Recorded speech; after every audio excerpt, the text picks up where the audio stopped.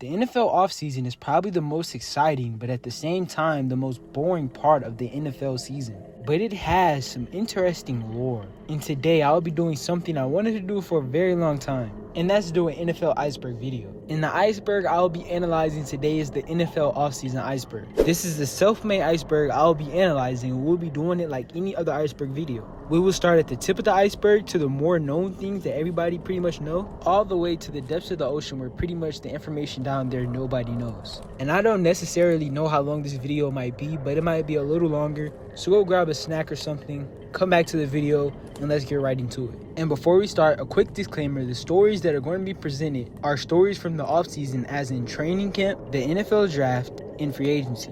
Rookie hazing.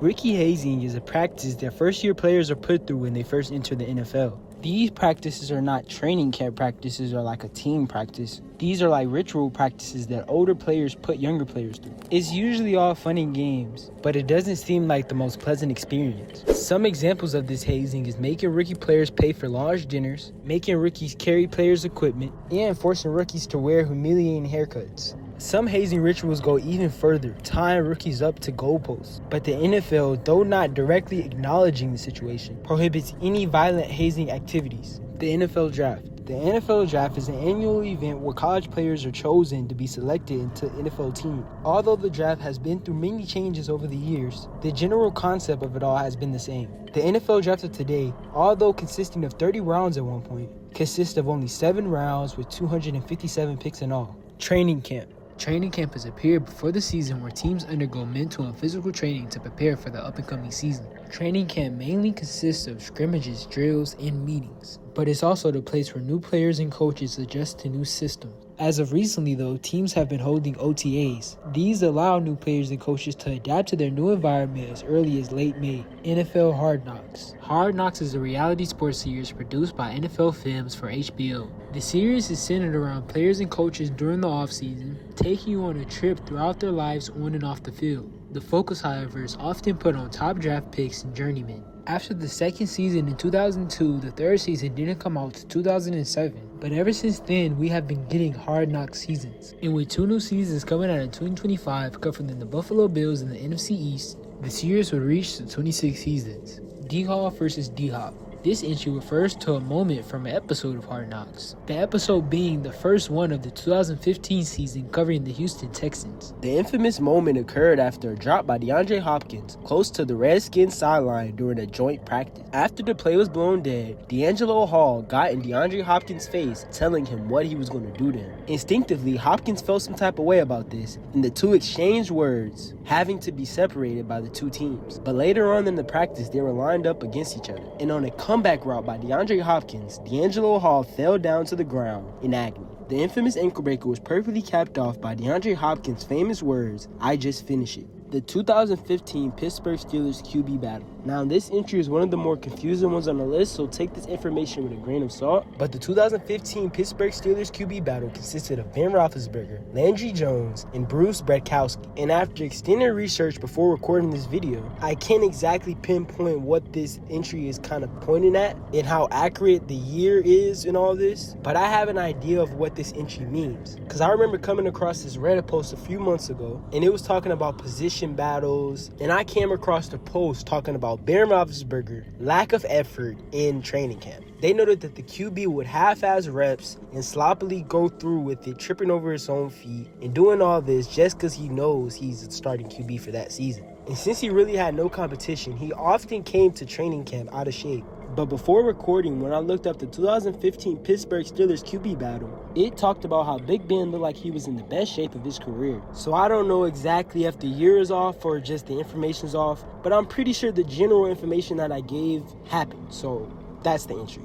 The RG3 trade. In 2012, RG3 lit up college football, winning Heisman on 37 TDs and 6 interceptions. The once-in-a-generation talent out of Baylor was highly sought after, but the Redskins pulled the trigger, trading for the number 2 pick, but giving up a hefty load for it. They gave the Rams 3 first-rounders and a second-rounder for RG3. And in his rookie year, he went crazy winning Offensive Rookie of the Year. But in hindsight, after the injuries and his career was said and done, it is now revisited as one of the biggest reaches of all time. Now we're entering the second tier of the iceberg, still hitting surface level stuff. But these entries are a little more interesting than the ones we just covered. Dan Marino's draft. The 1983 NFL Draft is famously known for the packed QB class. It featured names like Jim Kelly, Dan Marino, and John Elway. But with this draft came some pretty interesting storylines. 2 of the 6 first-round QBs didn't even sign to the team they were drafted to. Elway threatened to not sign with the Colts and pursue baseball if they didn't get rid of him. So following this, the Colts shipped him off to the Broncos. Here he became a 2-time Super Bowl champ and a Hall of Famer. Jim Kelly held out to play in the USFL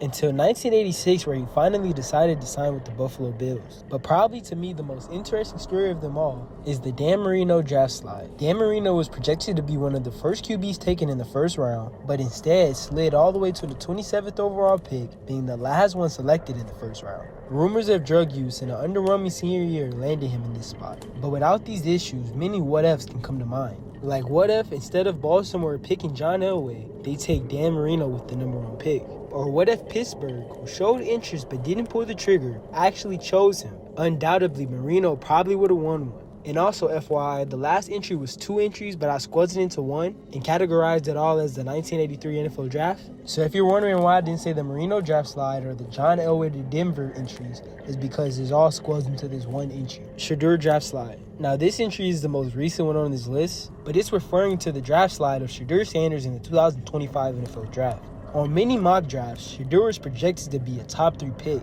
and his play in Colorado definitely earned him that title. But when it came down to the draft, everybody was surprised that Shedeur was still available in day 3.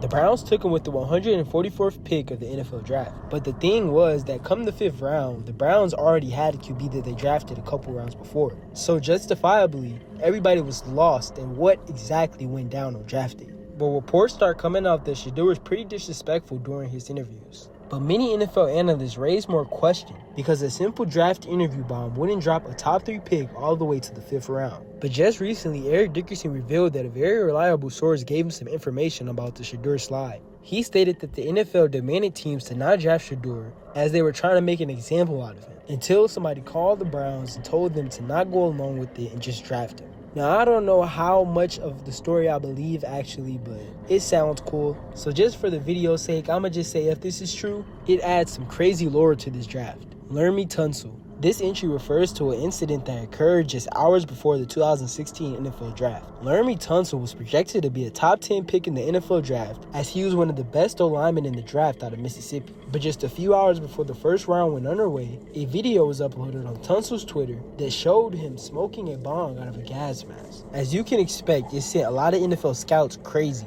He slid to 13th where the Dolphins picked him up and got a steal. And it's safe to say Laremy Tunsil being a Miami Dolphin was the second biggest thing you could take away from Laremy Tunsil's draft night. The last entry of the second tier of the iceberg is the bride Ricky Williams. This entry refers to a magazine cover by ESPN where Ricky Williams is in a dress and Mike Dick is in a tuxedo, with the title reading out for better or for worse. Yeah, the magazine cover is pretty sus, but it gets even more sus with a little bit of context. From 1997 to 1998, there was no player more electrifying in college than Ricky Williams. Through just these 2 seasons, Ricky Williams rushed for 4,000 yards alongside 52 TDs. He finished top 5 in Heisman both these seasons, winning it in 1998. And after a 6-10 Saints season, Mike Ditka wanted to change the whole culture of the franchise. And after putting on a few Ricky Williams highlight tapes on at dinner, Mike Ditka was sold. And it was like love at first sight, because he gave up the Saints' entire 1999 NFL draft board, all for one college kid. You know, stuff like this just sounds illegal. But the Saints regressed from 1998, going 3-13 in 1999. This ultimately led to Mike Ditka being fired the season following the trade, and Ricky Williams was out of there by 2002. The situation as a whole was looked at as one of the worst reaches of all time, and it had a nasty ripple effect, contributing to the tanking of the running back market. Now we're entering the third tier of the iceberg, and this is where things get a little more interesting. And for the rest of the iceberg, I have to say viewer discretion is advised. Jessica Tangent. Jessica Tangent was a store manager at Rent-A-Center in Missouri and was a devoted mother of one. And while attending a Chiefs practice on the 30th of July in 2023, she collapsed, falling unconscious during the team's practice. She received immediate assistance, but the 43-year-old was pronounced dead a little while after. It was revealed later that the cause of death was due to some heart problem. Andy Reid and other players sent out their condolences to the family. And I want to do the same as I sent out my condolences to the Tangent family. And this incident, I'm pretty sure, is the only documented incident of somebody dying at training camp. But on to our next entry. Albert Haynesworth. From 2007 to 2008, there probably wasn't a more dominant run stopper than Albert Haynesworth. And after his 2008 season, he was a highly sought-after free agent. This led to him getting a 7-year, $100 million contract from the Washington Redskins. But as we all know, that signing did not go as planned. Through his 2 years in Washington, he was one of the most inefficient and laziest players in the NFL. In just 20 games into his contract, he was traded. A big reason for this is one of the most infamous plays in NFL history, which is quoted as being named the laziest play in NFL history, where during a game against the Eagles, after he hits the ground, he just stays there, watching Michael Vick throw a touchdown to the back of the end zone. After his time with the Redskins was up, his time in the NFL wasn't very long until he was out the league in 2011.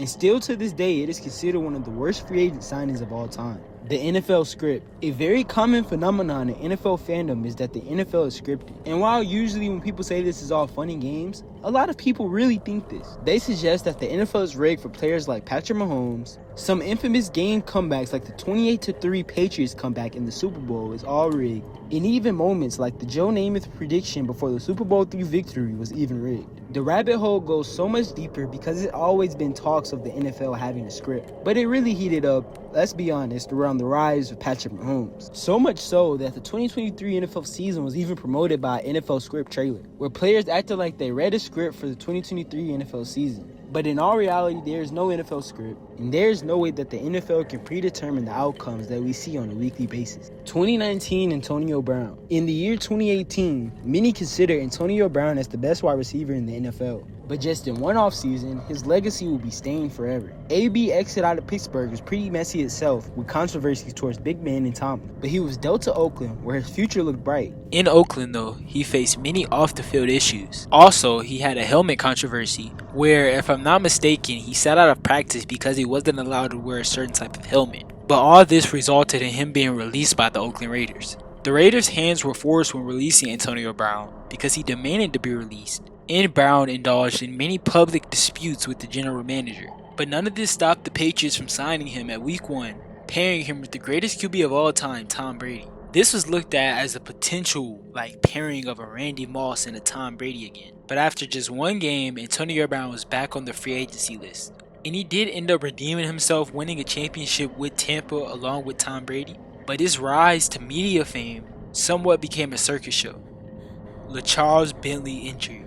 LaCharles Bentley was a promising young offensive lineman that played for the New Orleans Saints. In 2005, he earned his second Pro Bowl, and in the 2006 offseason, he entered free agency. Everybody knew he was due a big payday, and he signed a long-term 6-year, $36 million deal with the Browns. And he was very open to the media on how happy he was to be a Cleveland Brown. And even though being a Cleveland Brown sounds worse enough, the worst was yet to come. On the first player scrimmage during training camp, Bentley suffered a serious knee injury. Later, it was diagnosed to be a torn patellar tendon. The injury was serious enough for him to miss the entire 2006 season, but the story doesn't just end there. During the recovery process, Bentley contracted a virus so severe that doctors considered amputating his leg. But after various and more operations were done to the leg, he saved his leg. But due to all this, he missed even more time. And by 2008, the Browns gave up on him and he was released. Bentley's leg never fully recovered and he never played another snap of NFL football. And it's just so crazy to me how one of the most promising old linemen of that time got injured in the first play of scrimmage and never returned to the game that he loved. The 2011 Eagles. The 2011 Eagles are famously known for having high hopes entering the season, but falling face first in the execution. Their roster consisted of many stars like Michael Vick, LaShawn McCoy,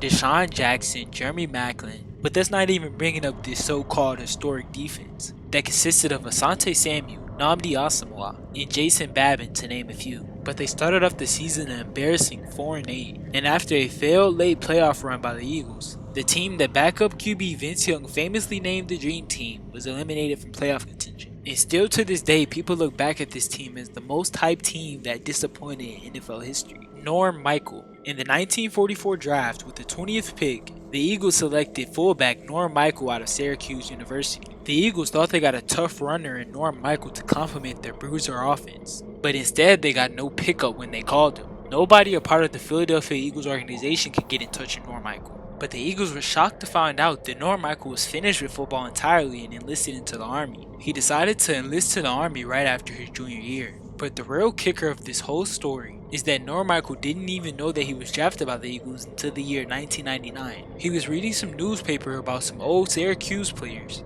and he seen his name drafted in the 1944 NFL draft by the Philadelphia Eagles. Kinda wild that he find out 50 years later. And now we're heading to the second to last tier of this iceberg. Make sure you guys like and subscribe, and we are entering the depths of the ocean now. So things are going to get pretty interesting. The Hat Man. Around 2020 to 2022, Aaron Rodgers was playing his best football. But it's crazy to hear around the same time he was having some scary encounters with a shadowy figure. In 2020 and 2022, in the offseason during trips to Peru, after an ayahuasca trip, Aaron Rodgers began to see a shadowy figure wearing a hat and sometimes holding a dead rabbit and a blade stand in the distance staring at him. He claimed to see this figure on multiple occasions, and nobody really knows the real legitimacy of this story, but it's still a pretty interesting tale. Ray Rice. Ray Rice was a promising young halfback for the Baltimore Ravens. During his 6-year career, no other running back had more receiving yards than him, and he ranked 9th amongst all running backs in rushing yards during this span. But during the 2014 offseason, he would make a mistake that he would probably regret for the rest of his life. Ray Rice physically assaulted then fiancée, Janae Palmer, delivering multiple blows and dragging her out of the elevator. Since Ray Rice was one of the stars of the league, the incident sparked a lot of media attention, and Ray Rice's contract was terminated by the Baltimore Ravens. He was suspended indefinitely by the NFL, and though the charges that were raised against him were later dropped, he never played another snap of NFL football after the 2013 NFL season. Monty Te'o girlfriend. Monty Te'o was a star linebacker for the Fighting Irish, and during his final year with Notre Dame, his supposed girlfriend Lene Kakua died. The loss left Monty devastated, but after his final season came to a close and he was waiting to be drafted, in January of 2013 the story became headlines, but for totally different reasons. The girlfriend that the star linebacker thought he had was actually alive, but she wasn't Lene at all. Lene actually wasn't even a real person.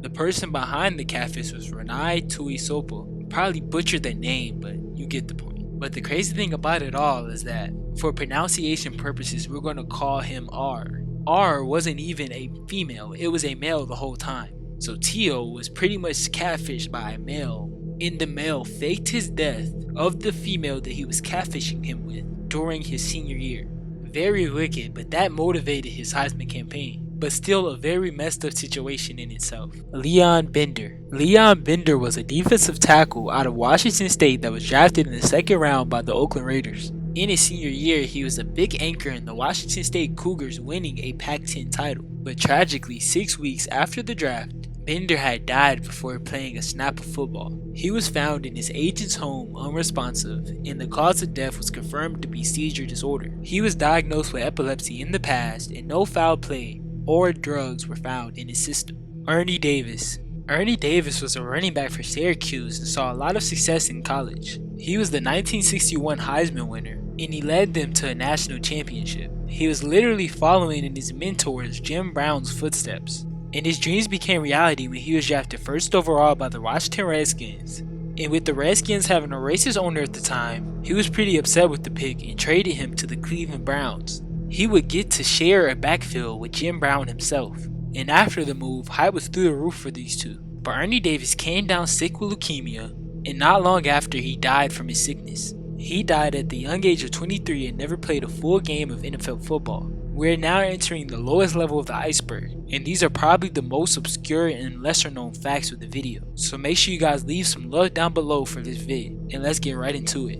Randall Woodfield. Randall Woodfield was a promising young athlete out of Oregon, but early on showed many red flags. He was arrested on exposure charges still in high school, and he was documented to show pretty strange behaviors. But he played for the Portland State Vikings, and he was a star receiver there. The Packers eventually drafted him in the 1974 draft, but his time with the team was short-lived. He was cut by the Packers after multiple arrests on indecent exposure charges. But this wouldn't be the last time the national media heard his name. In 1981, Woodfield was arrested and charged with a murder. He was sentenced to 90 years in prison, with 35 additional added on for a sexual assault charge. And though convicted for just one murder, later on he was linked to 44 more. On top of this, his DNA was linked to multiple more sexual assault cases, and later on, Woodfield would be named one of the most deadliest serial killers in American history. Corey Stringer. Corey Stringer was a valued lineman for the Vikings, and after a 2001 training camp practice, in the scorching summer heat, Stringer collapsed. Some suspected cardiac problems, but it was later revealed that he passed out because of a heat stroke. This discovery blatantly exposed the avoidability of his death, and Minnesota's hydration team had some fault in the matter. Pat Tillman. Pat Tillman was a productive safety from 1998 to 2001 for the Arizona Cardinals. He had a career year in 2000 and was considered one of the best tackling safeties in the NFL. But after the 9/11 attacks, Pat Tillman would turn away from football to serve his country and enlist in the Army during the 2002 offseason. Tillman would receive a lot of media praise for his decision, but after being deployed in Afghanistan, he was killed by enemy forces. It was later revealed, though, after the burial, some information was misleading. His death was in fact not by enemy forces, but by friendly fire. The handling of this information led many to believe that something more sinister was going on, but we won't get into all those extra theories. If you guys want to see a video about this more in detail, let me know down below. Dwayne Haskins. Dwayne Haskins in his sophomore year at Ohio State broke out. He threw for 50 TDs with only 8 interceptions. He finished 3rd in Heisman voting, and he was projected to be the second QB taken off the board after Kyler Murray. He ended up sliding all the way to the 15th pick to the Redskins. He disappointed as a whole in the league, but he was still young. He still had an opportunity with the Steelers to produce. But on April 9th, 2022, Dwayne Haskins' life came to a tragic end. He was struck by a dump truck on the highway while trying to cross it. Haskins' wife claimed that she got a call from him right before the incident, where he told her that he had ran out of gas and that he was going to get some. On impact, Haskins was struck at high speeds, and his body went flying several feet. He was then claimed to be hit by another SUV. Upon his death, his alcohol levels were seen at .24. He had also tested positive for multiple drugs, including methamphetamine. But later after the incident, a lawsuit was filed, claiming that Haskins was drugged and robbed right before the incident. The lawsuit filed also claimed that the dump truck that hit Haskins was driving at a high speed. But I don't know if anything came of these lawsuits. But I do want to send my condolences to all the players that lost their life that I covered in this video. In the very last entry of this NFL Offseason Iceberg is the first overall pick of the first ever NFL draft. Jay Burranker was a halfback, and he was also the first ever Heisman Trophy winner. He played in the Big Ten Conference and was so good he was drafted first overall in the first ever NFL draft. He was drafted by the Eagles, but the crazy thing was that he demanded $1,000 a game, which at the time was steep, so the Eagles traded his rights to the Chicago Bears, where Burranger refused to sign, as the NFL salary at the time was not very desirable. And after the draft, he gave up the sport of football entirely and became a rubber salesman, and he never played a snap of NFL football. And that is the NFL Offseason Iceberg. Thank you guys for sticking around to the end, and I hope you guys are excited for the NFL season. And make sure you guys like and subscribe, and let me know what you want to see next on this channel, and I'll see you guys in the next one.